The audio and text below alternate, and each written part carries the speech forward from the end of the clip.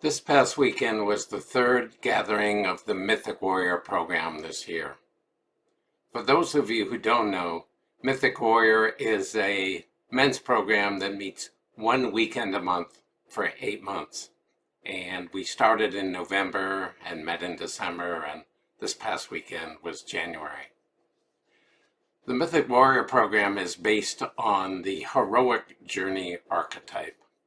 And in that archetype, as explained by Joseph Campbell, in the heroic journey, the hero has to leave home to address some serious problem. Something's going wrong in the kingdom, there's some problem in the village, there's something that's unsustainable or threatening. And so the main character, it could be a hero or a heroine, has to leave home to address that in some way. And without going more into the heroic journey archetype, let me just say in the Mythic Warrior, the first 3 weekends are about home and what we have to leave behind. So the first weekend is really an introduction to the unknown, that territory we're about to enter. The second weekend, we kind of loosely just call it Mom Weekend. In the second weekend, it's really about men's relationship to the feminine. And this can include a lot of work around our mother or mothers. But it also has a lot of work around the archetypal mother, what makes for good mothering, and whether the personal mother was anywhere near that or not. And so we like to say there's the noun mother, which refers to who you actually spent that early time with. And there's I think it's a gerund, the word mothering, which is about what needs to happen so that we can develop fully and be healthy. And so the second weekend talks about, what is working or what doesn't work and how that's still a residue in our lives from our relationship with our mother. Now this weekend, the third weekend, we loosely call Dad Weekend. So it's about men's relationship to the masculine. It's about what men got from the noun dad, the particular person that each man received nurturing or lack of nurturing from, and about the archetypal word fathering, what we need to develop fully to come through childhood and adolescence and become adults. So this was our third weekend, which we call Dad Weekend. We started on Friday night by telling a story, and this story is called The Hunter and His Son, and it's from it's told in Michael Mead's book, Men and the Water of Life. So in this story, there's a village, and this is an African story, so it's a village in Africa. And there is a young boy whose father is a hunter, and the young boy wants to go out hunting with his father. But of course, for a long time, he's too small, too young. But one day comes that great event where the father says, tomorrow you can come with me hunting. So they get up early in the morning and they leave outside of the village. They leave the village and they walk out into the bush. And obviously the father in the lead and the son following. Somewhere along this journey, in the morning, the father sees a small rat and he kills it, and he turns around and tells the son to carry the rat. And so they go on. Now the boy is following the father and he's carrying this little rat, and at some point he figures, this really is of no consequence, it's not important. So he just takes the rat and he throws it into the bush. But then the whole day goes by and they find nothing else.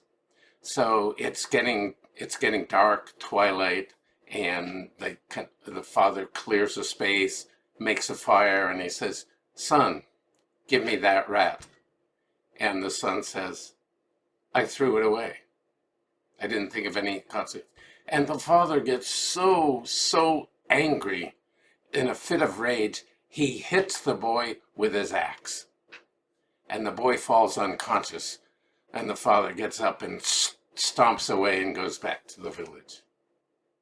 Now, at some time later, the boy wakes up, becomes conscious again, wondering what to do. And so it's dark.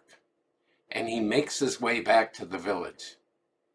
And he waits at the edge of the village till he's sure that everyone else is asleep.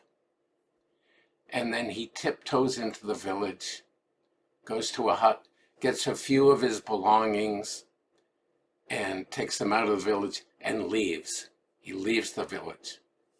And he's walking through the dark, and sometime later he finds a trail, and he follows this trail for a long time. And eventually he comes to another village, a larger village. And there again, it's dark, and it seems like everyone else is asleep, but he sees a light coming from a big hut in the center of the village. And so he tiptoes up and he looks inside and he realizes this is the chief's hut and the chief is awake. And so the boy takes off his breeches and enters the hut naked. And the chief says, "Oh boy, what are you doing here? Where do you come from? And how are things going with you?" And the boy tells him the story. He says, "Oh, I'm from that other village way back there, and I went out hunting with my father, and he caught a rat, and he gave it to me, and I threw it away, and he got so angry, he hit me with his axe, and I fell down unconscious, and I went back to my village and got these few belongings, and I've come here." And the chief looks at the boy and he says, "Boy, could you keep a secret?" And the boy says, "Well, depends. What secret?" And the chief tells him, "I once had a son who quite a while ago went off to war, and he was captured and killed.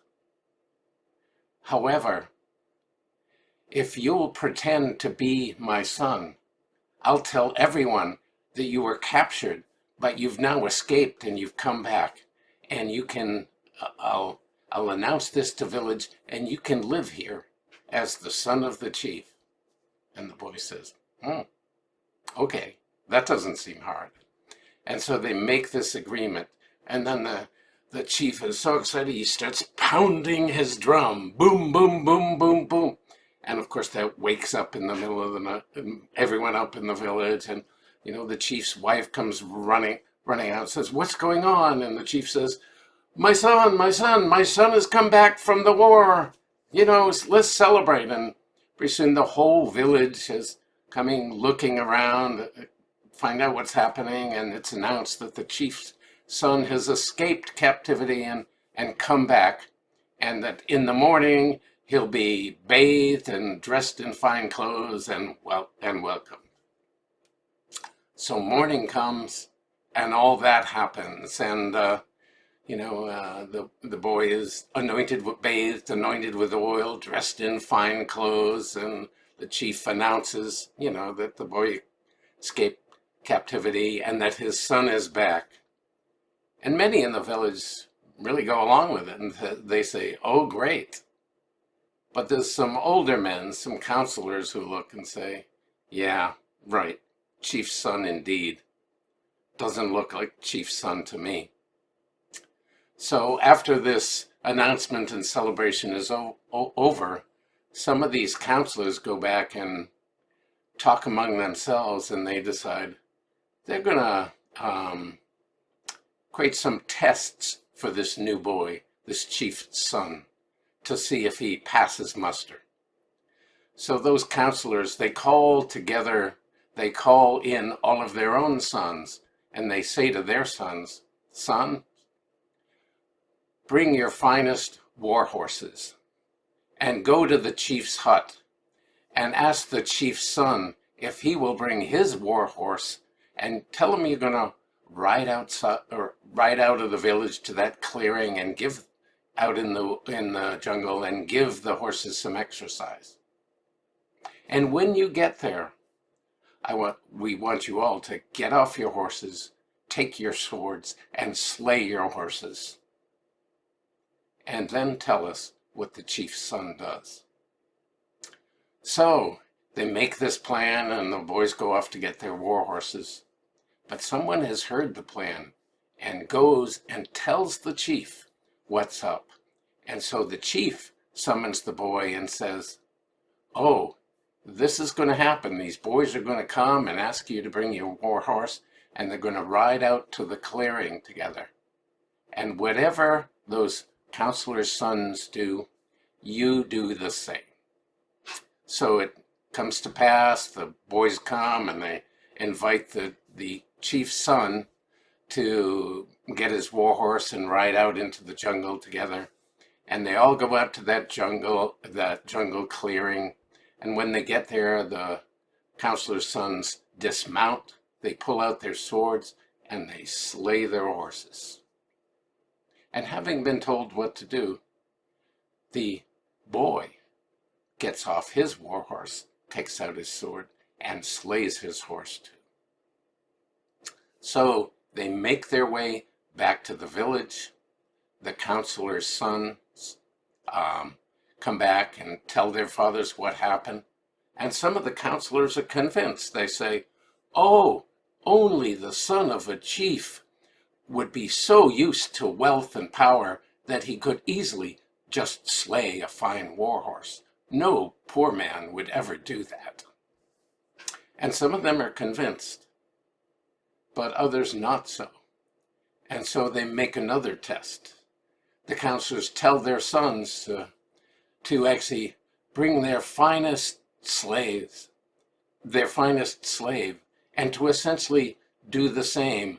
Go to the chief's hut, call out the chief's son, and to go out into the woods and bring his finest slave. And again, when they get to the clearing, they're told to take out their swords and slay their slaves. And again, it goes like before. The chief hears about it. He tells the boy to what's about to happen, and it says, "Whatever those other boys do, you do the same."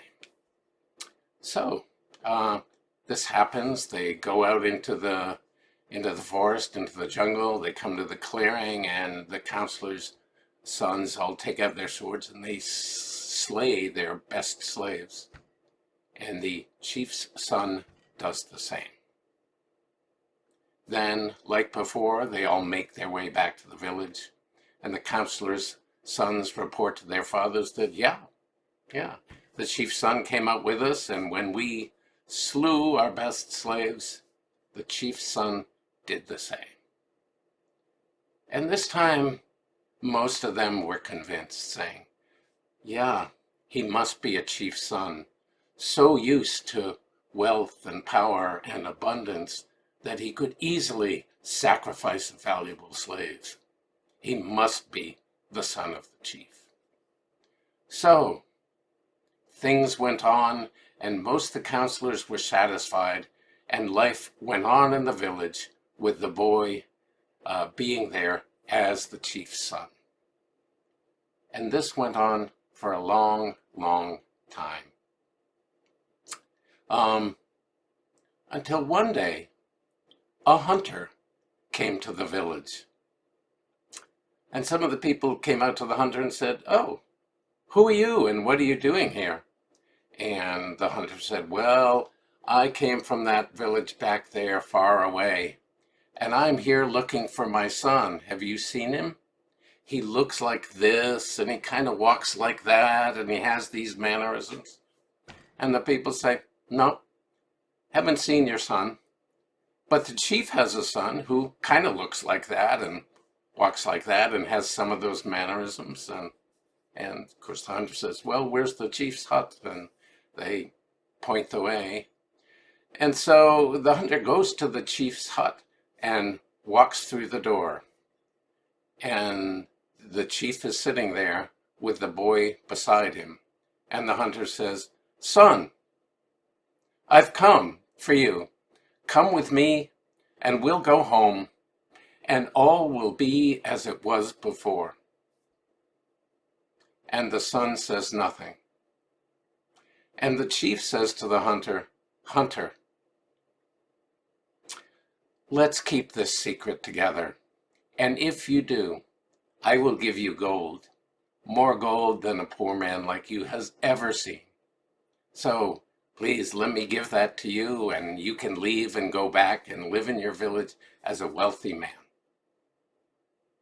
But the hunter refused and says again, "Son, come back with me to the village and all will be forgotten and we will go back to living as we were before." And again, the son says nothing. And this time the chief ups his offer. He says, "Hunter, name your price of what you would need and I will give you 10 times that. If you will just leave and keep this secret and you can go and live as a wealthy man, more wealth than you have ever imagined or thought possible for you." And then the hunter refuses again. So the chief walks to the door and he calls out to his servants and says, "Bring 3 horses and a sword." And so the chief and the hunter and the boy get on the horses and they ride out to the clearing. And when they get to the clearing, the chief takes out the sword and hands it to the boy and says, "Boy, it's your choice. You must either kill me, and if you do, you can take my wealth and go back to your old village with your father, or you must kill your father, and you can remain here with me, living as my son." So he hands the sword to the boy with that dilemma. Now at this point, we've told the story to this circle of men. And then what we do is we actually divide the room into 2 sides and we say, everybody on this side, sit on these couches. You're the one, everyone who would choose to kill the father, sit on this side of the room. And everyone who would choose to kill the chief, sit on this side.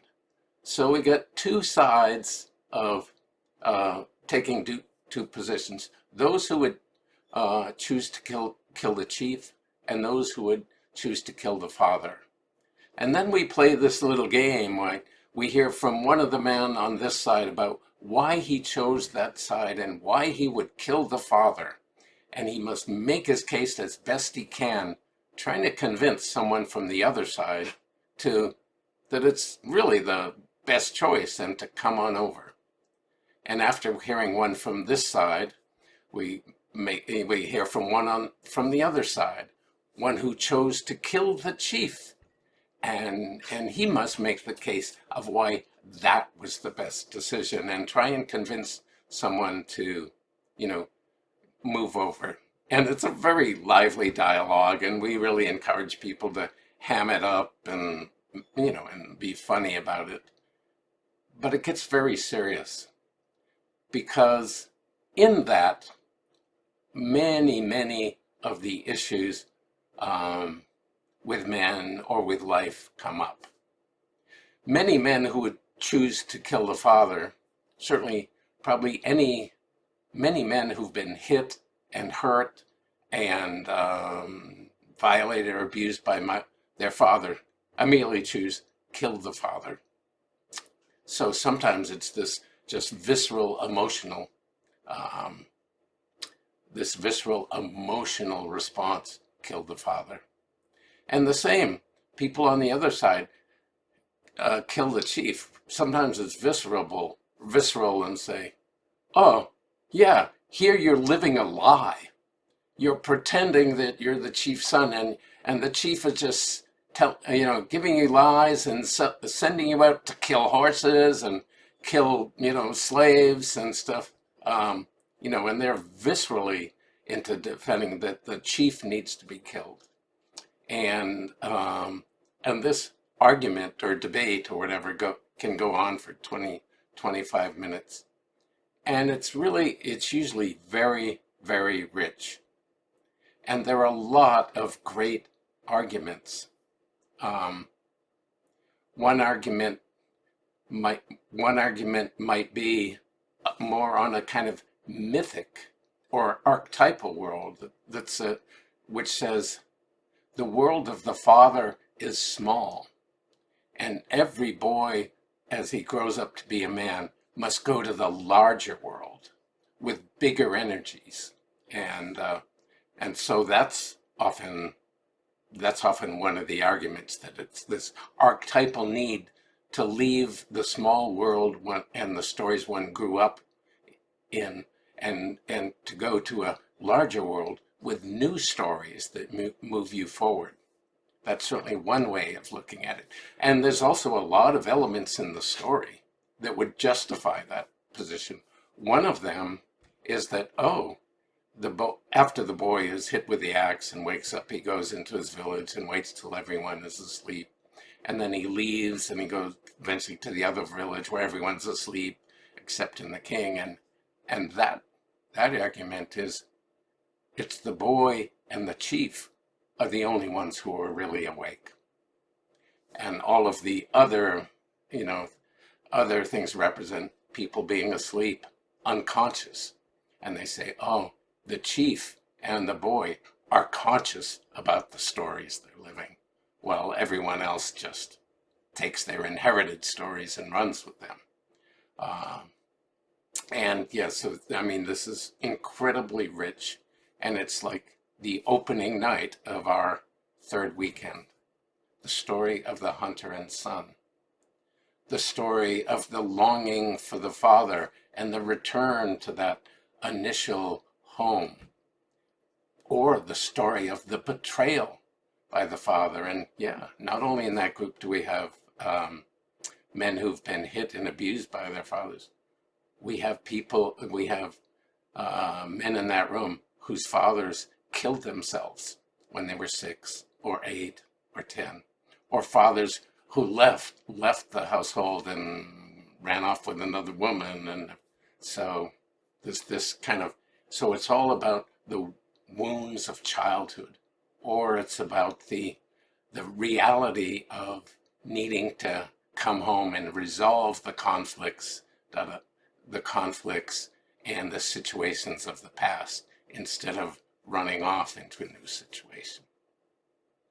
So that is the story of the father and the son.